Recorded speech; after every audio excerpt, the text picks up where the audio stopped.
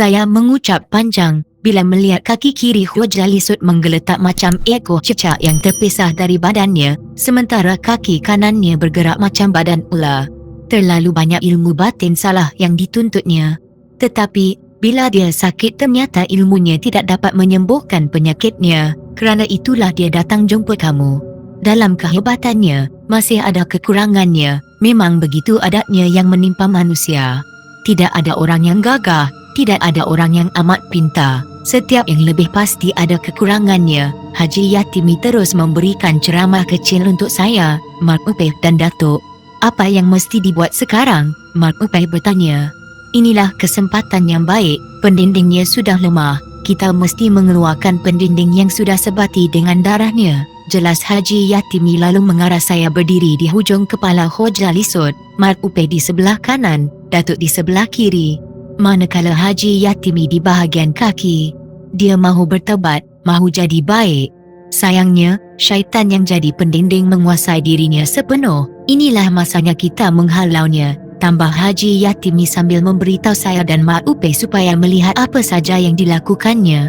Haji Yatimi memberi arahan kepada Datuk supaya mengepal tanah dan melemparkan ke arah mana-mana tubuh Hoja Lisut bila dia menjerit. Menurut Haji Yatimi, manusia berasal dari tanah dan kekuatan manusia tetap bersama tanah dan kekuatan iblis tetap bergantung pada cahaya dan akan binasa dengan api. Setelah mengeluarkan arahan itu, Haji Yatimi pun menjamah kaki kiri Hoja Lisut yang menggeletik macam cicak. Mulutnya kelihatan bergerak-gerak, bibir Datuk juga bergerak.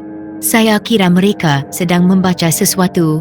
Ya Allah, apa sudah jadi? Bisik batin saya bila melihat kaki kanan Hoja Lisut berubah menjadi macam ular lalu membelit tubuh Haji Yatimi. Mak Upeh kelihatan cemas sekali. Dengan tenang Haji Yatimi menepisnya dan serentak dengan itu terdengar jeritan Hoja Lisut. Datuk segera melemparkan tanah ke muka Hoja Lisut. Kaki kanannya yang berbentuk macam ular kembali pulih macam biasa. Begitu juga dengan kaki kiri yang menggeletik macam ekor cicak. Tidak bergerak lagi. Hoja Lisut tidak lagi mengaum macam harimau. Dengan tenang Haji Yatimi memegang pergelangan kaki kiri Hoja Lisut. Dengan hati-hati, Haji Yatimi menekan ibu jari kirinya ke bahagian tengah telapak kaki Hoja Lisut. Seluruh perhatian saya dan Mak Upeh tertumpu kepada gerak-geri dan tindak tanduk Haji Yatimi. Sesekali saya lihat Hoja Lisut menggeliat dan tubuhnya seakan-akan bergulung macam tubuh tenggiling membelit sebatang kayu. Semua yang terjadi itu tidak dihiraukan oleh Haji Yatimi. Dia asyik dengan tugasnya menekan ibu jari ke telapak kaki Hoja Lisut. Ha, tengok tu, Mak Upeh mencuit bahu saya. Saya segera jegilkan biji mata ke arah sekujur tubuh Hoja Lisut yang terlentang ke bumi. Wajahnya menadah langit. Haji Yatimi masih dengan tugasnya dan Datuk tetap mengepal tanah. Apa dia Pak Mat? Tanya saya pada Mak Upeh. Kau tak nampak apa-apa Tama? Memang tak nampak apa-apa pun. Cuba kau renung betul-betul ke arah bahagian dada orang itu. Mak Upeh menasihati saya. Kerana percaya dengan apa yang dicakapnya, saya arahkan sepasang biji mata ke arah dada Hoja Lisut tanpa berkelip-kelip. Ya, sekarang baru saya tahu Mak Upeh tidak berbohong dengan saya. Dia bercakap benar. Tiba-tiba saja bulu roma saya tegak, badan menggeletar. Saya melihat ada asap nipis keluar dari bahagian dada Hoja Lisut. Asap nipis itu naik memanjang lalu membentuk lembaga seperti bentuk kanak-kanak dalam kandungan. Lembaga itu nampak macam berada di dalam bentuk kaca yang mengeluarkan cahaya kemilau kekuningan. Seluruh tubuh lembaga itu berbulu dan bila berpusing ke arah saya lihat wajah lembaga itu amat mengerikan dengan dua batang gigi besar di kiri dan kanan mulutnya. Lembaga itu bergerak ke kiri dan ke kanan, tidak pula melepasi kawasan jantung dan hati Hoja Lisut. Sinar matahari petang kian runduk tetapi muka Haji Yatimi terus dibasahi dengan peluh. Walaupun demikian dia tetap tenang, cuma saya lihat Datuk saja berada dalam keadaan cemas. Hoja Lisut yang terlentang di bumi tetap tidak bergerak, bagaikan tidak bernyawa lagi. Asap nipis yang keluar dari bahagian dada tetap berterusan menyelimuti lembaga yang berada di awang-awangan. Lembaga itu semakin membesar dan kelihatan merenying dan bentuk kanak-kanak yang ada dalam lingkungan asap nipis juga kian membesar. Wajahnya bertambah menggerunkan, ada mirip orang utan. Seluruh tubuh berbulu, manakala sepasang tangan seperti kaki cicak dan sepasang kaki bersisik macam sisik ular sawa. Satu ledakan menguasai kawasan surau. Saya lihat lembaga yang terapung di udara hancur berkecai. Asap nipis yang melindunginya hilang entah ke mana. Cebisan dari lembaga itu bertaburan di halaman surau dalam bentuk gabus berwarna putih. Beberapa saat kemudian gabus itu terbakar dan sukar dikesan. Tidak meninggalkan sebarang tanda di tempat gabus itu jatuh. Haji Yatimi segera bangun. Dia memberi isyarat ke arah Datuk supaya berhenti mengepal tanah. Datuk patuh dengan arahan itu. Kemudian, saya dan Mak Upeh diarah supaya kembali ke surau. Lebih kurang 5 minit kami berada di surau. Kami diarah supaya berada di sisi Hoja Lisut. Saya dan Mak Upeh, mungkin juga Datuk, terkejut besar melihat darah keluar dari ibu jari kaki kiri Hoja Lisut. Darah itu melimpah di tanah dan jika dikumpulkan jumlah melebihi 2 botol. Saya lihat Hoja Lisut pucat lesi. Dia membuka kelopak matanya perlahan-lahan. Melihat batang hidung Haji Yatimi, mendengar suaranya membaca ayat kursi. Kemudian Hoja Lisut merapatkan matanya kembali. Dia kelihatan amat lemah sekali. Dia memang tidak kenal dengan aku tetapi aku mengenalinya. Kedatangan aku ke sini memang untuk mencarinya, bukan untuk membalas dendam. Aku nak membimbing dia ke jalan benar. Lagi sekali Haji Yatimi membuat kejutan. Kenapa Tuan Haji tak berterus terang dengan saya? Sangga Datuk. Haji Yatimi tersenyum. Bagi menghilangkan keraguan itu, Haji Yatimi pun menjelaskan. Semasa Hoja Lisut membelasah seorang kiai di Asahan, secara kebetulan dia baru tiba di tempat tersebut dari Solo. Dia datang ke Asahan untuk berjumpa dengan Pak Kiai yang menjadi guru agamanya. Dari Pak Kiai saya belajar hukum hakam agama Islam. Dia ulama besar. Bila saya mendapat tahu Pak Kiai dibelasah guru silat yang angkuh, saya jadi marah dan mahu bertindak. Tetapi Pak Kiai menahan saya. Katanya, orang Islam yang baik tidak mudah naik darah dan tidak mahu bergaduh sesama Islam. Haji Yatimi memulakan ceritanya. Dia juga menceritakan kepada kami bagaimana Pak Kiai menghembuskan nafas terakhir di depan matanya. Sebelum itu, Pak Kiai berpesan kepadanya supaya mencari guru silat yang membelasahnya, bukan untuk membalas dendam tetapi mengajak guru silat yang banyak mengamalkan ilmu batin yang bertentangan dengan ajaran Islam kembali ke jalan yang benar. Jika tidak dibetulkan mungkin guru silat itu akan mengajar ilmu songsang kepada anak muridnya. Malah akan menyebarkan ajaran sesat yang akan merugikan orang-orang Melayu, menimbulkan perpecahan sesama sebangsa. Kerana itu aku cari dia. Aku gembira bila mendapat tahu kamu berikhtiar mengubati penyakitnya. Allah memperkenankan permintaan kamu, tetapi dia tidak ikhlas, sambung Haji Yatimi lagi. Sekarang macam mana? Tanya Mak Upeh. Dengan izin Allah, nampaknya aku berjaya mengeluarkan amalannya. Darah yang kamu tengok tu adalah darah kotor bersendikan syaitan yang mengalir dalam tubuhnya. Haji Yatimi segera menggosok kedua belah telapak tangannya. Dia mengambil sebatang ranting yang berada dekatnya. Ranting itu dilemparkan ke arah darah yang keluar dari ibu kaki Hoja Lisut. Sebab saja ranting jatuh di situ, maka keluarlah api lalu membakar darah tersebut hingga hilang tanpa kesan. Memang di luar dugaan kami, tiba-tiba saja Hoja Lisut bangun. Kalau tadi, wajahnya nampak gerun dan menyeramkan dengan sinar mata yang tajam, kulit tubuhnya kelihatan tegang. Kini, semuanya itu bagaikan tiada pada dirinya. Hoja Lisut kelihatan lesu, wajahnya nampak tua dan kulitnya berkedut.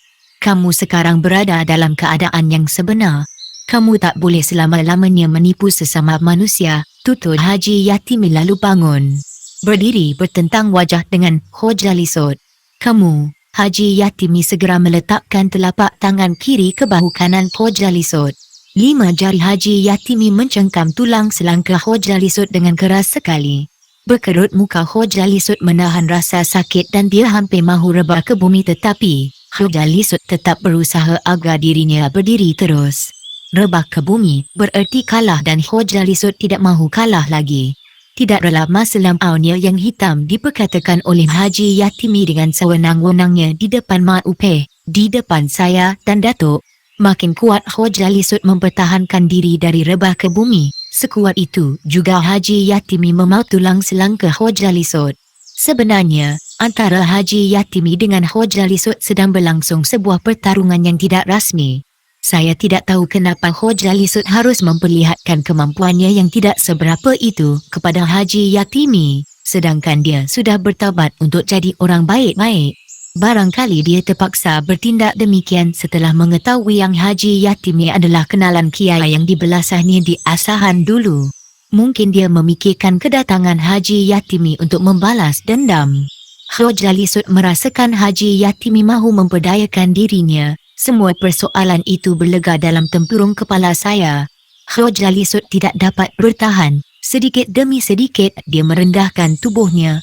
Demi menjaga maruah diri, Hoja Lisut terpaksa membengkokkan kakinya dan menggunakan kekuatan sepasang lutut bagi menahan diri dari rebah ke bumi. Cengkaman Haji Yatimi tetap berterusan. Berpeluh Hoja Lisut menahan rasa sakit. Mungkin kerana terlalu sakit, Hoja Lisut tidak ada pilihan lain. Dia terus meraung dengan sekuat hatinya, bagaikan raungan gajah yang naik minyak. Ya Allah, apa sudah jadi tama, keluh Mat Upeh. Semua biji mata tertumpu ke arah Hoja Lisut. Datuk urut dada dan saya menarik nafas dalam-dalam bersama rasa cemas dan takut. Apakah aku bermimpi tama? Mat Upeh bersuara sambil menggosok-gosok kelopak matanya beberapa kali. Kamu tak bermimpi, kata-kata yang dituturkan oleh Datuk memaksa Mat Upeh mengerutkan dahinya. Raungan Hoja Lisut terus bergema. Haji Yatimi tidak ambil kisah, dia tetap tenang. Sambil jejarinya mencengkam tulang selang ke Hoja Lisut, mulutnya terus berkumat kamit. Entah apa yang dibacanya saya sendiri tidak tahu. Dari lubang hidung Hoja Lisut keluar darah yang sudah agak membeku. Dari kedua belah cuping telinganya berguguran butir-butir pasir menyerupai intan, berkilau-kilau di suluh matahari petang yang kian redup. Dari celah-belah sikunya kelihatan seperti serpihan emas berjatuhan atas bumi lalu hilang entah ke mana. Saya jadi panik melihat keadaan yang berlaku di depan mata saya. Raungan Hoja Lisut berhenti dan jari-jari Haji Yatimi tidak lagi mencengkam tulang selang ke Hoja Lisut. Sekarang sudah selesai, kata Haji Yatimi sambil menatap wajah Datuk dengan serius. Apa benda yang keluar dari cuping telinga dan dagunya tu, Tuan Haji? Tanya Datuk. Yang keluar dari lutut tu ialah susuk untuk tenaga. Yang kamu nampak jatuh macam keping emas tu, sebenarnya tauhid besi yang diserapkan ke dalam setiap sendi tubuhnya, balas Haji Yatimi. Saya lihat Mat Upeh gelengkan kepala. Kemudian saya alihkan pandangan ke arah Hoja Lisut yang berusaha untuk berdiri. Ternyata usahanya itu berhasil. Hoja Lisut melangkah perlahan-lahan mendekati Haji Yatimi. Gerak-gerinya macam orang yang sudah berusia hampir 90-an. Hoja Lisut nampak cukup tua. Yang keluar dari cuping telinganya tu apa dia? Mat Upeh ajukan pertanyaan. Datuk terus menggigit ibu jari kiri. Ekor matanya terus menjeling ke arah Hoja Lisut. Haji Yatimi seperti tidak mahu menjawab pertanyaan yang diajukan Mat Upeh. Barangkali dia sedang memikirkan sesuatu yang lebih serius tentang Hoja Lisut. Itu susuk emas yang saya pakai. Tujuannya biar muka saya nampak muda, tak makan tua. Saya tersilap. Sebuah pengakuan yang amat mengejutkan dari Hoja Lisut untuk kami. Saya dan Mat Upeh saling berpandangan. Haji Yatimi senyum panjang. Terbayang kepuasan di wajahnya. Tanpa membuang masa dia terus menerkam ke arah Hoja Lisut lalu dipeluk dan diciumnya beberapa kali.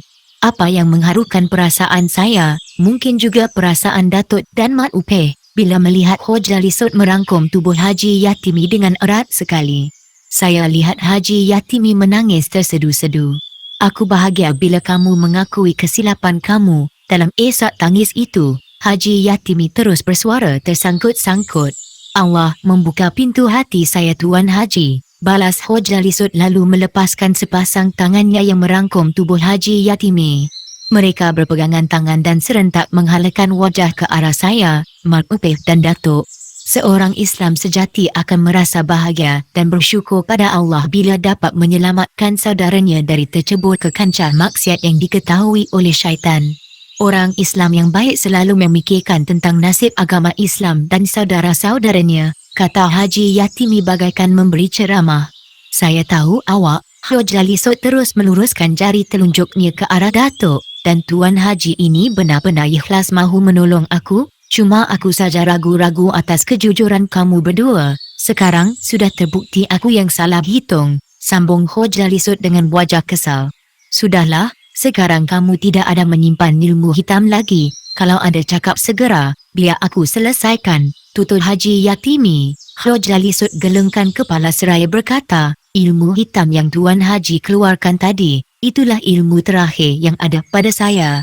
Memang saya berhajat nak menyimpannya kerana saya percaya dengan kata guru saya, tidak ada orang yang boleh gugurkan susuk yang sudah sebati dengan darah daging saya. Tidak ada orang yang tahu yang saya ada ilmu itu, dan guru kamu memberitahu kamu, jika mahu mengeluarkan susuk dari tubuh, kamu disuruh masuk hutan mencari pokok yang separuh mati dan letaknya terasing dengan pokok-pokok lain. Pokok tu mesti tumbuh di kemuncak bukit. Haji Yatimi tatap biji mata Hoja Lisut. Ya, Tuan Haji, kamu disuruh bertapa di pangkal pokok selama 3 hari 3 malam. Kemudian kamu disuruh gantung diri, kepala ke bawah, kaki diikat dengan tali jerami pada dahan pokok. Betul atau tidak? Hoja Lisut termenung sejenak. Dia seperti keberatan mahu menjawab pertanyaan yang diajukan oleh Haji Yatimi. Masih mahu berahsia. Betul atau tidak, jawab pertanyaan aku. Haji Yatimi terus melenting. Dia genggam penumbuk. Datuk dan Mat Upeh undur 2 tapak ke belakang, menjauhkan diri dari sisi Haji Yatimi. Bimbang akan berlaku sesuatu yang tidak diingini. Ya, anggut Hoja Lisut. Dia juga beritahu kamu, genap 4 hari 4 malam kamu gantung diri, kepala ke bawah, kaki ke atas, susuk yang ada dalam diri mesti keluar. Sebenarnya, dia membohongi kamu. Dia menipu kamu, bohong. Hoja Lisut terkejut. Ya, bila kamu tergantung begitu 4 hari 4 malam, kamu boleh mati, setidak-tidaknya jadi habuan binatang ganas. Di mana logiknya cakap guru kamu? Mendengar kata-kata Haji Yatimi itu, Hoja Lisut bagaikan tergamam. Dia termenung panjang sambil melagakan gigi atas dengan gigi bawah beberapa kali. Dahinya segera dikerutkannya. Beberapa kali Hoja Lisut gelengkan kepalanya. Dia seperti menyesali apa yang terjadi atas dirinya. Saya terkena dalam baik, terpancut sebuah keluhan dari mulut Hoja Lisut. Mat Upeh terus telan air liur dan saya terus menggigit lidah. Rasa simpati terhadap Hoja Lisut terus berbunga dalam hati. Sepatutnya, kamu hati-hati bila mahu menuntut ilmu, lebih-lebih lagi ilmu silat, banyak cabang, banyak simpang yang tidak sihat, sangga Datuk. Salahnya kamu sendiri tak gunakan fikiran untuk buat keputusan, kamu tunduk dengan kemahuan nafsu.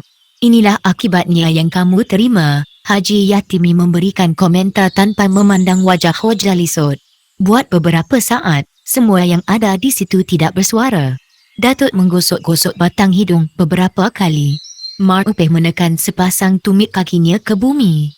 Haji Yatimi terus berpulut tubuh dan sepasang matanya merenung ke arah pepohon yang terdapat di sekitar kawasan tersebut. Dia masih juga membelakangi Hoja Lisut. Sekarang kamu dah sedar tentang kesilapan kamu. Saya lihat Hoja Lisut terkejut mendengar ungkapan dari Haji Yatimi itu. Dia pasti kata-kata ditujukan kepadanya. Ya, sekarang sudah nyata cakapnya tak betul. Hoja Lisut bersuara. Dengan serta-merta Haji Yatimi memusingkan badannya lalu menatap menentang biji mata Hoja Lisut. Datuk dan Mat Upeh segera bergerak ke arah surau. Pada anggapan mereka, tugas membantu Haji Yatimi sudah selesai. Tetapi, hati kecil saya keberatan untuk meninggalkan Haji Yatimi sendirian di situ.